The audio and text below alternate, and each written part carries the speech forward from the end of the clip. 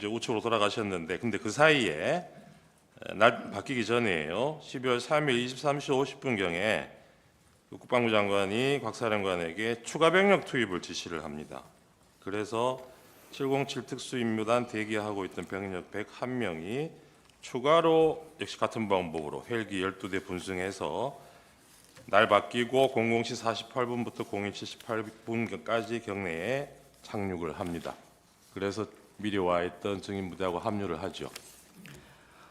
사실 저는 철수 지시 있을 때까지 저희 부대 추가 병이 있었는지 자체를 몰랐습니다. 합류한 거는 그럼 언제 하셨어요? 언제 제가 인지하셨어요? 철수할 때 네. 왔다는 걸 인지를 했고 네. 그 인원들이 마지막에 도착한 인원은 01시 18분에 착지를 했기 때문에 바로 철수를 했고 처음에 도착한 헬기 3대 정도 인원만 정문까지 오긴 왔는데 도착했을 때 먼저 와 있던 그 96명에 해당되는 인원들이 지금 몸싸움 치열한데 야간 감시 장비하고 지금 총하고 다 뺏으려고 해서 네. 야간 감시 장비는 좀 그랬죠. 떼고 그런 와라 얘기도 해서 하셨죠. 그런 행동하는 과정에 끝났습니다. 예. 그런데 이렇게 추가 투입 지시가 내려온 것은 먼저 도착해 있던 증인이 지휘하던 그 부대원들 그 병력만으로는 원래 계획했던 이게 의사당 봉쇄하는 작업이 숫자가 부족하다고 판단해서 추가 투입 지시가 된 거죠. 사령관이 지시했는데 그 배경은 정확히 모르겠습니다. 증인이 검찰에서 얘기하실 때는 그 부분도 얘기를 하셨던데요. 추가 투입한 이유가 사실 지금 기억나지 않습니다. 그래요? 네. 제가 사본을 요청했는데 다시 받지는 못했고 검찰에서 얘기할 때는 그 당시 기준으로 생각나는 대로 솔직히 답변했습니다. 네. 국회에 출동된 부대가 증인이 지휘하는 707 특임단하고 그다음에 1공수 여단부대 대원들도 국회로 왔죠. 제가 철수할 때 알았습니다. 아 그래요? 출발할 때는 몰랐습니까? 그렇습니다. 그 안에서 만나지도 못했어요? 안 만났습니다. 나중에 물어보니까 그 1여단 인원들이 담을 넘고 와서 저희 부대원이 있는 정문에서 저희 3지역 대장에게 이거 어떻게 된 거냐 물어보면서 3지역 대장 안내를 받아서 후문 쪽으로 진입하려고 후문으로 갔다고 확인했습니다. 1공수 쪽 대원들도 일부는 의사당 안으로 들어온 사람들이 있었던 것 같은데 그 당시에 그런 상황을 모르셨다고요? 제가 인지한 거는 1공수는 40여 명이 예. 대대장 통제하에 예. 후문으로 이동했고 후문으로. 후문에서 일부가 네. 후문이 이제 바깥쪽은 자동문이고 안쪽이 여닫이 문이지 않습니까? 그 안쪽까지 일부가 들어갔다가 이제 자연스럽게 뭐 안 들어간 걸로 이렇게 제가 인지하고 있습니다. 그 상황 종료되고 저희 쪽이 아니고 후문 네. 쪽에 있었습니다. 예, 그래서 그 의사당 안에서 그 1공수 부대원들하고 증인 부대하고 합류하거나 조우한 적은 없습니까? 제가 이제 남겨둔 후문을 지키고 있던 12명은 조우를 했겠지만 네. 1여단을 돕거나 하지는 않은 걸로 알고 있습니다. 네. 증인 출동할 때는 이게 봉쇄한다는 의미를 외부에서 국회 안으로 들어가는 사람을 못 들어가도록 통제한다 이런 의미로 이해하셨을 것 같은데 맞습니까?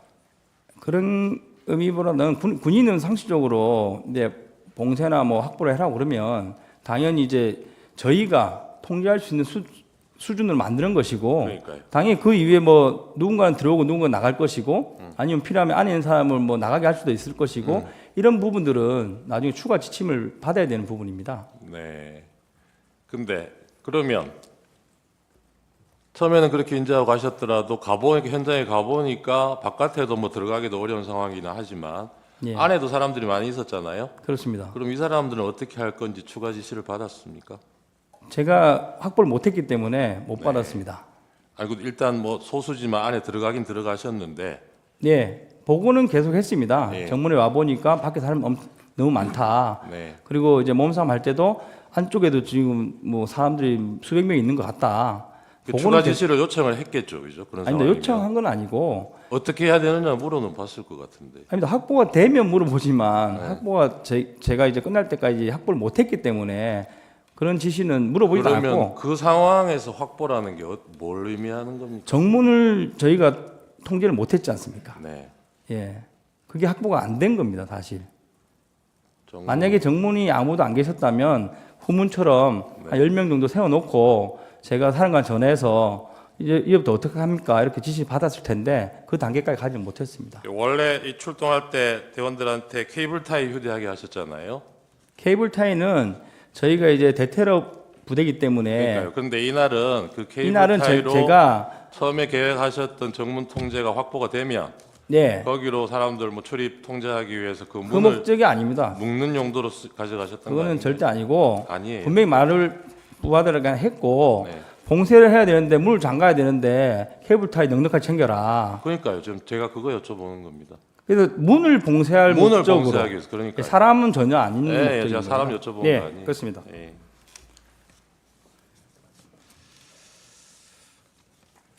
그 유리창 깨고 그렇게 들어간 이유도 증인은 그 당시에 목표는 네, 정문을 확보하는 게 목표였겠네요. 그렇습니다. 그러면 그 방으로 들어가서 정문 쪽으로 가시려고 했겠네요. 정문 앞에까지 갔습니다. 사실. 가셨어요? 예, 그래서 입구에 있는 그 유리문 있는지 몰랐는데 들어가 보니까 유리문이 있었고 안쪽으로 장애물과 사람들이 있었습니다. 창문 깨기 전에 사령관하고 여러 차례 통화하셨죠. 제가 말씀드린 대로 정문에서 대치하고 뭐 통화는 이동하고 하는 과정에 예, 19 그때, 통화를 했습니다. 예, 계속 박 했습니다. 사령관이 사람이 다치지 않게 건물을 봉쇄할 수 있는 방법을 찾아봐라 이런 얘기 했습니까? 그게 말씀드린 대로 00시 17분 통화에서 지시를 받은 겁니다. 네. 박 사령관이 뭐 창문 깨고 이런 구체적인 없습니다. 방법까지 얘기한 건 창문은 아니고 제가 판단했습니다. 열려 있는 게 없었기 때문에 다급해서 제가 한번 깨보라고 지시를 했습니다. 그 일공수여단 부대원들 중에 후문 쪽으로 들어온 사람들은 뭐 나중에라도 확인해 보시니까 몇 명쯤 들어왔다 그래요? 40명이 좀 넘는 걸로 제가 들었습니다. 예. 대대장 등 40여 명이 담을 넘었다고 들었고 후문에서 안으로 들어간 사람이 몇 명인지는 모르겠습니다. 곽종근 사령관 공소장 한번 보신 적 있다 그랬죠? 네, 못 들었습니다. 박 사령관 공소장 네, 보신 적 있죠? 언론에서 예. 봤습니다. 네. 거기 보면 12월 4일 날 00시 20분부터 57분 사이에 증인과 일여단장 이상현에게 곽 사령관이 지시한 내용입니다. 네. 건물 유리창을 깨고서라도 국회 본관 안으로 진입해라. 국회의원 150명이 넘으면 안 된다. 본회의장 문을 부수고서라도 안으로 들어가서 국회의원들을 밖으로 끌어내라. 대통령님 지시다. 문짝을 도끼로 부수고서라도 안으로 들어가서 다 끄집어내라. 전기라도 차단하라. 이렇게 지시한 걸로 나옵니다. 곽 사령관이. 근데 증인이 그 당시에 실시간으로 받았거나 나중에라도 확인을 해 보시니까 네. 사령관이 이런 지시를 한 거는 맞던가요? 제가 앞서 말씀드린 대로 그 전체가 3번에 걸쳐서 나간 전달 사항입니다. 네. 제가 파악한 거는. 그리고 이제 저의 사항은 TV로 보고 계셨던 것 같고, 그래서 첫 번째 이제 뭐 테이저건의 공포탄 부분은 공소장 내용과 유사합니다. 네. 제가 건물 밖에 있을 때 네네네. 사령관께서 말씀하셔서 제한된다고 답변을 드렸고, 그리고 아니, 거기서 제가 여쭤보는 거는 증인이 직접 뭐 전화로 통화 지시를 받지는 않았더라도 여기 지금 상대방으로 네. 이상현 일여단도 있으니까요. 아, 이상현 여단한테 지시한 부분도 있을 텐데 네. 그거는 실시간으로 증인이 알 수는 없었겠죠. 그런데 그렇습니다. 나중에라도 상황을 공유를 해보니까 공유는 안 했고, 예, 나중에 그 일여단장과 일대대장이 통화한 내용이 검찰에 그러니까요. 그대로 제출됐고 네, 네. 그게 워딩돼서 언론에 나왔습니다. 그러니까 그런 내용을 확인해 보시니까 확인했습니다. 이런 지시가 있었던 거는 사실이더냐? 예, 그렇습니다. 근데 그걸 저한테는 그렇게 오지는 않았습니다. 알겠습니다. 강 생략하고요. 나항은 지금 답변으로 가름하겠습니다. 다항도 나온 얘기여서 생략하겠습니다. 이건 한 번 더 물어볼게요. 이 진술조서 검찰을 보면 150명이 무슨 숫자인지 이 숫자가 의미하는 게 뭔지는 몰랐다고 검찰에서 그렇게 얘기를 하셨는데 네. 이게 국회의원을 의미하는 거라는 거는 알았다라고 얘기를 하셨거든요. 아니면 나중에 하는 겁니다. 나중에 네.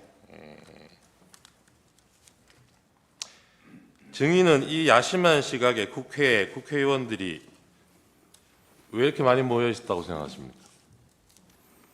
말씀드린 대로 저는 이제 지시를 받고 바로 출동을 했는데 네. 사람이 거의 없을 거라 추측을 했고 네. 근데 예, 가서 보니까 끝나고 사람들이 와서 많았잖아요. 끝나서 와서 보니까 저희를 네. 저지하려고 모인 걸로 이제 이해를 했습니다. 예. 시민들은 그렇고 국회의원들은 국회의원들은 사실 저는 뭐 만나지 않았으니까 네. 제가 부딪힌 의원들은 솔직히 말씀드리면 이제 유튜브나 방송 관련된 사람이 꽤 많았고 그리고 이제 민간인으로 보이는 분도 많았습니다. 그거는 지금 정문 앞에 모여 있던 사람들 얘기하시는 거죠? 그렇습니다. 근데 안에 유리창 깨고 들어가셨잖아요. 네. 들어가셔서 실제로 의사당 안에도 뭐 보좌관들도 많이 있고 사람들 많이 보셨을 거 아니에요. 아 그거는 제가 뭐 제대로 못 들어갔기 때문에 제대로 보지 못했고 됐어요. 예. 첫 번째 국회 그 본회의장에 예. 의원들이 많이 모이고 있다는 거는 그때 실시간으로 방송에 계속 나오고 있었는데 저는 그런 상황이 파악이 안 저는 됐어요. 말씀드린 대로 TV를 뭐 보고 있는 상황이 아니었고 그 0017분의 인원을 빼고 다른 출입문을 찾는 과정에서 그 정문 출입문 오른쪽 편에 불 켜진 방에 네, 알겠습니다. 예 거기서 TV 보는 사람을 봤습니다. 네. 자, 그러면 지금부터 잠시만 주목해 주시기 바랍니다. 제가 구독자분들을 위해서 선물 하나를 준비했는데요. 제가 항상 여러분들께 드리는 말씀이 있습니다. 뉴스만 평소에 잘 챙겨보셔도 돈이 되고 돈을 벌 수 있다라고 말씀을 드렸는데요. 여러분들은 여기 보시는 삼성전자 뉴스를 보고 어떤 생각이 드세요? 아니면 정치인들의 뉴스, 날씨 뉴스를 보고는 어떤 생각이 드시나요? 그냥 뉴스만 보고 끝내는지 아니면 이 뉴스를 어떻게 이용할 수 있는지 이 부분을 고민하고 계시는지를 되물어보고 싶습니다. 그 이유가 뭐냐 하면 제가 지난번에 여러분들께 뭐라고 말씀을 드렸었죠? 지금은 반도체 섹터를 눈여겨보셔야 한다고 말씀드렸습니다. 그리고 나서 이런 썸네일들 뉴스를 통해서 많이 보셨을 겁니다. 반도체 내용이 이슈가 됐을 때 부자들은 어떻게 생각한다? 반도체 관련주들은 뭐가 있는지, 어떤 종목이 가장 좋은지, 어디에 투자해야 돈이 몰리는지 자연스럽게 생각한다고 제가 말씀을 드렸죠. 그 이유가 뭐냐 하면 부자들이 봤을 때는 이슈가 곧 돈으로 이어지고 그 이슈가 나에게 돈을 벌어준다는 경험적 확신이 있기 때문에 부자들은 항상 이런 사회적 이슈를 관심 있게 챙겨본다고 제가 말씀을 드렸습니다. 이번에도 마찬가지인데요. 제가 지난번에 시청자분들과 함께하는 주식으로 수익 내기 이벤트를 진행했었죠. 당연히 100% 무료로 진행을 했었고요. 여기 보시면 아시겠지만 제가 지난번에도 구독이라고 보내주신 모든 시청자분들께 반도체 관련주 중에 가장 크게 급등할 딱 한 종목, 많은 종목도 아니라 한미반도체 한 종목을 여러분들께 추천드렸어요. 그러면서 여기 나와 있는 대로 정확히 얼마에 매수해야 하는지, 그리고 수익률이 어느 정도 나왔을 때 팔아야 하는지를 이런 부분들까지 여러분들에게 정확히 알려드렸었는데 지금 실제로 어떻게 되었다? 오른쪽을 보시면 아시겠지만 제가 지난번 문자 발송으로 이 한미반도체를 소개해드리고 나서 실제로 이렇게 5배 이상 어마무시한 상승이 나왔습니다. 100만 원만 투자를 했어도 무려 500만 원이 넘는 수익금이 생긴 거죠. 그래서 당시에도 굉장히 많은 분들이 제가 드린 이 한미 반도체로 수익을 내실 수가 있으셨을 텐데요. 다시 한번 축하드린다고 말씀을 드리겠고 이번에도 마찬가지입니다. 앞으로도 2024년, 2025년 계속해서 기대해볼 섹터는 AI입니다. 그 중에서도 AI 반도체는 그 누구도 부정할 수 없는 미래 성장 산업입니다. 그러면 우리가 어떻게 생각해 볼 수 있을까요? AI 반도체 종목 중에 앞으로 크게 대장 역할을 하면서 10배 이상 급등할 수 있는 템베고 종목을 지금부터 열심히 추적해야 한다는 겁니다. 큰 돈을 투자하지 않더라도 월급의 일부분 아주 소액이라도 이 종목을 모아가야 수백 %의 수익률을 손에 쥘 수 있는 것이죠. 지금 여러분이 보고 계시는 이 유튜브 또한 AI 반도체와 아주 밀접한 연관이 있고 반도체야말로 대한민국의 핵심 산업으로 앞으로 더더욱 시장은 성장할 수밖에 없습니다. 그렇기 때문에 제가 이번에도 뭘 보내드리고 있냐면 지난번과 똑같이 구독이라는 문자를 보내주시면 제가 AI 반도체 관련주 중에 앞으로 대장주 역할을 하면서 주가가 가장 크게 급등할 한 종목을 여러분들께 문자 발송으로 종목명과 사고 파는 시점을 모두 알려드릴 건데요. 그 문자를 받고 여러분들이 주식으로 돈 버는 연습을 한번 해보셨으면 좋겠고요. 혹시라도 나는 주식을 하지 않는다 하시는 분들은 주변에 주식하시는 지인분들에게 말씀을 해주셔도 되고요. 아니면 연세가 있으셔서 투자가 어렵다 하시는 분들은 이 종목을 자녀분들에게 한번 사봐라. 이걸로 한번 수익을 내봐라. 이렇게 조언을 해주실 수도 있는 거겠죠. 그래서 지금 이 영상을 보시는 시청자분들 중에 나도 이번 종목이 좀 궁금하다 하시는 분들은요. 누구나 상관없이 그리고 어느 시간대나 상관없이 부담 없이 010-2514-5930번으로 구독이라는 문자 보내주시면 제가 이번에도 똑같이 무료 추천 급등주 문자를 보내드리겠습니다. 이해되시겠죠? 제 번호 010-2514-5930번으로 구독이라는 문자 보내주시면 여러분들이 직접 이슈를 통해서 돈 버는 연습을 해보실 수가 있는 거고 제가 돈을 받는 것도 아니고 투자를 대신해 드리는 것도 아니기 때문에 부담 없이 신청해 주시면 되는 겁니다. 그리고 수익이 나면 저는 다른 것은 하나도 바라지 않습니다. 제 채널에 구독, 좋아요 한 번씩만 눌러주시라 이렇게 다시 한번 말씀을 드리겠습니다.